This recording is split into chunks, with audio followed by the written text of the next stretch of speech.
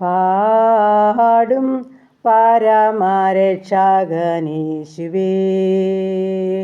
ദാസർ നിനക്കു സതതം സ്തുതി പാടും പരമരക്ഷകനേശുവേ.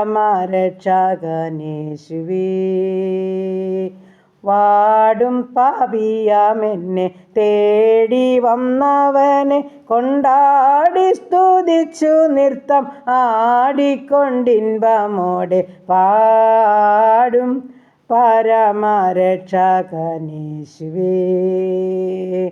ദാസൻ നിനക്കു സതതം സ്തുതി പാടും പരമരക്ഷകനേശുവേ.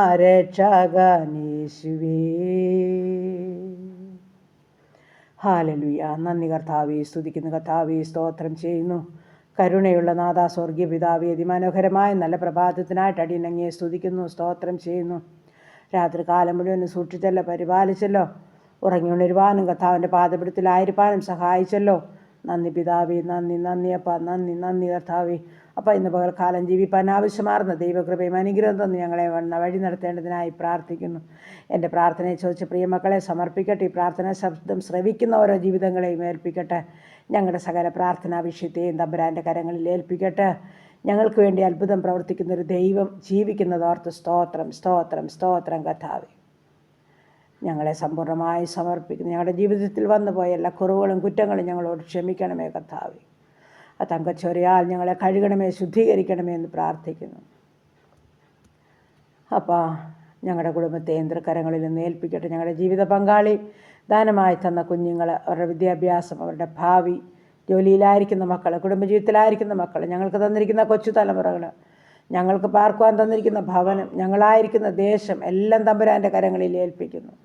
ഇന്നുവരെ അത്ഭുതവും ജയമായി ഞങ്ങളെ നടത്തി വിധങ്ങൾക്കായി സ്തോത്രം. നന്ദി പിതാവേ, നന്ദി കർത്താവേ. ഈ സമയം ഹല്ലേലൂയ കർത്താവേ. ഞങ്ങളുടെ ജീവിത പങ്കാളിയെ അനുഗ്രഹിക്കണേ, സൗഖ്യത്തോടെ സമാധാനത്തോടെ കാത്തോണേ. കുഞ്ഞുങ്ങളെ ജയത്തോടെ നടത്തണമേ. അവരുടെ ഭാവി അനുഗ്രഹിക്കപ്പെടണം. കുടുംബജീവിതത്തിലായിരിക്കുന്ന കുഞ്ഞുങ്ങൾ സന്തോഷത്തോടെ വസിക്കണം. സമാധാനമില്ലാത്ത ജീവിതങ്ങൾക്ക് സമാധാനം നൽകി അനുഗ്രഹിക്കണം. ദൈവമായ കർത്താവേ, ഈ സമയം ഹല്ലേലൂയ ഞങ്ങളുടെ കൊച്ചു തലമുറകളെ അനുഗ്രഹിക്കണം. ദൈവഭക്തിയിൽ വളരണം. അതിനായി ഒരുക്കണമേ കർത്താവേ. ദൈവമായ കർത്താവ്, ഞങ്ങളുടെ വിവാഹപ്രായമായ കുഞ്ഞുങ്ങളെ സമർപ്പിക്കുന്നു. തക്ക തുണയൊരുക്കി അവരുടെ വിവാഹം നടക്കുവാൻ സഹായിക്കണമേ. വിവാഹത്തിന് തയ്യാറെടുക്കുന്ന മക്കളുണ്ട്, അവരെ സമർപ്പിക്കുന്നു. എൻ്റെ കർത്താവെല്ലാം അവിടുന്ന് അനുഗ്രഹിച്ച് നൽകുന്നതോർത്ത് നന്ദി പറയുക. വീണ്ടും കർത്താവെ, കുഞ്ഞുങ്ങളില്ലാത്ത ദമ്പതിമാർക്ക് തലമുറകളെ കൊടുത്ത് അനുഗ്രഹിക്കണമേ.